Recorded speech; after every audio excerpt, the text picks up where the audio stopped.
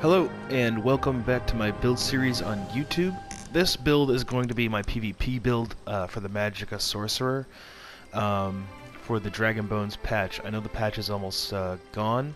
This build will carry over and I'll explain how in a little bit. But yeah, it will carry over to the Summerset patch. So let's take a look at the character sheet first. I'm running tri-stat food. My crit resistance is up over 2,000. This is important because from all the people I've talked to in the PvP land, this apparently reduces your damage taken. It's like mitigation by like 25%. It's very important to have that rating. That doesn't carry over to Battlegrounds. Battlegrounds is non-champion. So, as far as that goes, Battlegrounds will take away about 1,000 of that. So I'll be left with about a 15, 12 or 13% actually mitigation for damage in Battlegrounds, but that's not a big deal. My maximum magicka is over 40k. In Battlegrounds, it's around 35. My max health goes up about 7k in Battlegrounds. And my stamina stays right where it is, about 17. A little bit, maybe a little bit less, actually. But that's really great for the break free, and it helps with CCs, because there's a lot of those in Battlegrounds. Everyone runs a CC build. Yeah. So, as far as Mundus, I run the Apprentice. It just is more... It's better overall than most everything. I've tried the Lever. I don't really like it in Battlegrounds. I like the Apprentice. It just increases everything by a little bit. I bring my Vampirism down to stage 1 because there's a lot of fire damage in Battlegrounds. And like I said, I'm running tri-stat food. So, let's go to the inventory, and then I'll be able to explain why I have the skills I have. So, for my front bar, I'm running the Master's Inferno Staff. The enchantment doesn't really matter. The trait is charged because I want to be able to apply that status effect. You get this out of Dragonstar Arena on Vet.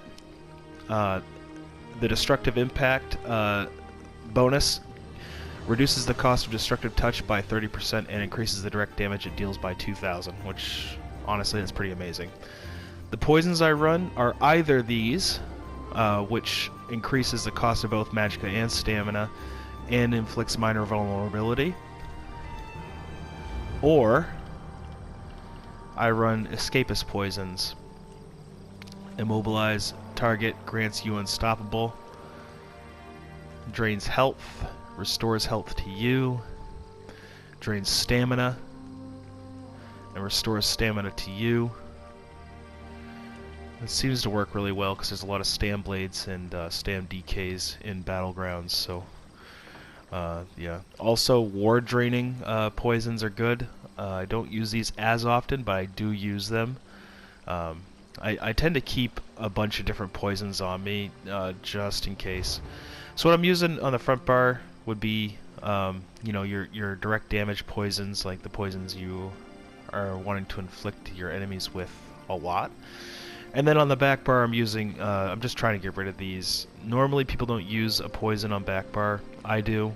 That's all preference. I'm just trying to get rid of my crown poisons. I got these from the first crown crates that came out a long time ago. So, for the clothing, I'm wearing, I believe it's full light armor, honestly. But I'm wearing 5 Lich, so I'm wearing a hat. It's Impen. And then I'm wearing 1 Damihas, and the reason why is because it gives you max stamina and max magicka. And I've enchanted it with maximum magicka. My second set is going to be Shacklebreaker. all impen. Normally you'd only run a couple of pieces impen, then run your champion points into impenetrable. But I do open world with this build, but I mostly do battlegrounds. This build does work in open world though. Shacklebreaker is a really good set. And this is why it gives you max stats and recovery and weapon and spell damage. So it's actually a really good set. Very good for PvP. Base set. I'm using Jewelry of the Lich, and then on the back bar I'm using a powered Lich Restoration Staff. So I've got 3 jewelry, a resto, and a hat. So every time I'm on the back bar, it has a chance of proccing when you cast an ability while under 33% magicka. Your magicka recovery is increased by almost 1,000 for 20 seconds, which is great. I mean, that can fill you right back up. It's almost a requirement for magicka to be running Lich on back bar. Next patch, I'll be able to drop the hat, drop the Damihas, and I'll be able to run like Zan or something like that, which is probably exactly what I'll do. Is I'll run Zan with my 5-piece Lich on back bar. So next patch, Summerset patch, will basically make this build even better, because I'll be able to run a monster set with the 2 5-pieces. So looking forward to that. But yeah, so let's get into the skills. On front bar, I'm running Clench. Clench is amazing with the Master Staff, the Flame Clench.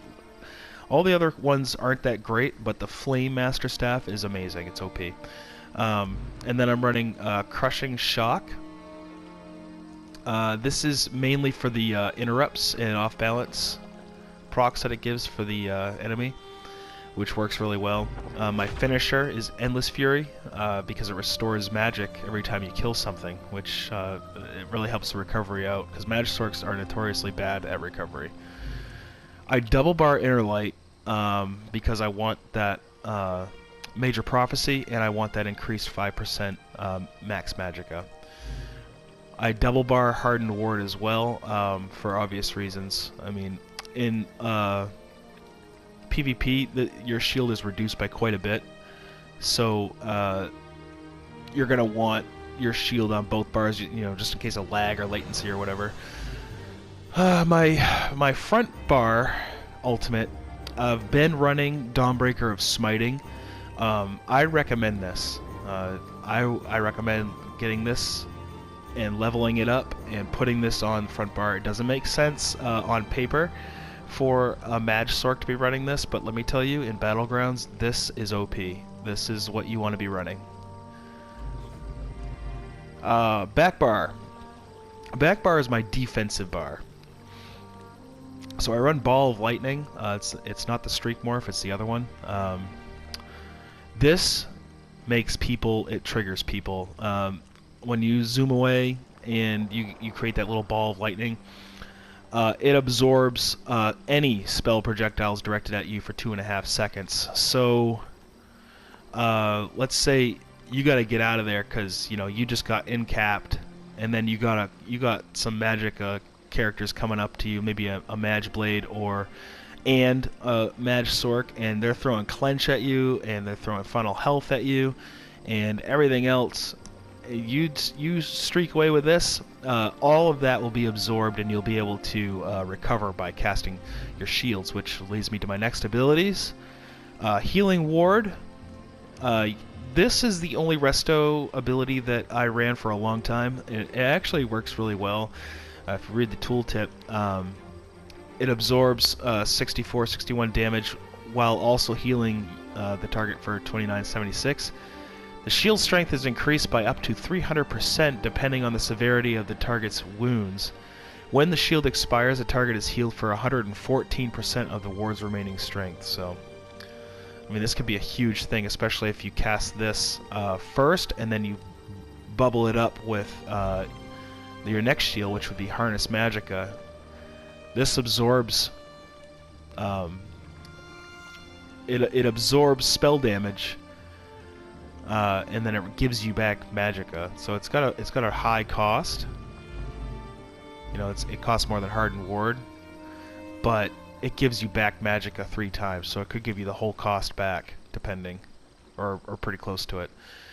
Again, Inner Light, and then Hardened Ward. So what I do usually is I'll do Healing Ward first, Harness Magicka, and then Hardened Ward as my combo ability for just shielding up, and then I'll get back onto my other bar. And by then, usually my Lich is procced, and I'm getting really heavy magicka recovery back while I'm being offensive. Now this skill is, I've been using this to help out in my Battlegrounds group because we go all offensive, we don't do any defensive stuff. But my back bar is normally Suppression Field. Suppression Field damages enemies, it also stuns all enemies in it, and it silences them. Yeah, enemy players will be silenced rather than stunned. Yeah, they don't get stunned, but they get silenced and they receive damage. So that's what I've been running. Also, in certain situations, instead of Inner Light, I've been running Mines. I can morph it, but I need another skill point, and that's kind of where I'm at. I've got every single Sky Shard in the game, so now I have to do PvP to get more skill points, so that's where I'm at right now. I will eventually morph this to the one that drops 5 mines, though. And that will be for like things like Capture the Relic and things like that. I'll put mines around the relic. And yeah. So that's my build. As far as inventory and you know, stats go. So let's check out the champion points real fast, and I'll be able to tell you, I'll be able to show you more about how I do it. Now my champion points are kind of PvE, but on the blue side anyway. But that's mostly because I just haven't changed them. But I do have some pretty basic blue setup. 34 Dispel Erosion because I don't take the lever and I want to be able to penetrate enemy players. 20% extra crit damage. All my elemental damage and magic damage is increased by 10%. My direct damage, like my Force Pulse, is increased by 22%. And parts of Clench. Staff Expert is for light and heavy attacks. It's increased by 2.5%. Thaumaturge, all my damage over time is increased by 15%. So this is my red tree now. This is a PvP setup here for my champion points. Ironclad direct damage is reduced by 18%. Spell Shield, I've got that up a little bit. Resistant, I've increased that by 597. Light Armor, I've increased my physical resistance. Just in case minor breach is put on me, then pretty much at normal instead of having anything reduced. Hardy for poison injection and things like that. Elemental Defender for like things like Force Pulse, Clench, environmental damage sometimes. Expert Defender, this reduces from light and heavy attacks. 14% is what I put it at. Quick Recovery, that's for my, my healing, like Healing Ward or whatever. Bastion obviously increases my shield strength. My Break Free, I've taken 40 into Warlord to help with that. 1 into Sprinter because I didn't have anything else to put it in. 75 into Arcanist for recovery. I don't do a lot of heavy attacking in PvP, so I've reduced this down a little bit. And my Shadow Ward, in case I am blocking, 15% tumbling, roll dodge is 15% reduction, and then shade because why not get the 75. Yeah, that's my champion point setup, and that is my full PvP build. I hope I've done a good job of explaining the whys of it, and I hope this this helps you in PvP, and I hope that this will help you get more enjoyment out of it. Take care. Have a good one. If this video did help you, consider leaving a like. Maybe comment how it helped you, and consider subscribing, because that does help out my channel's visibility, and it helps me indirectly. Thank you so much. Take care.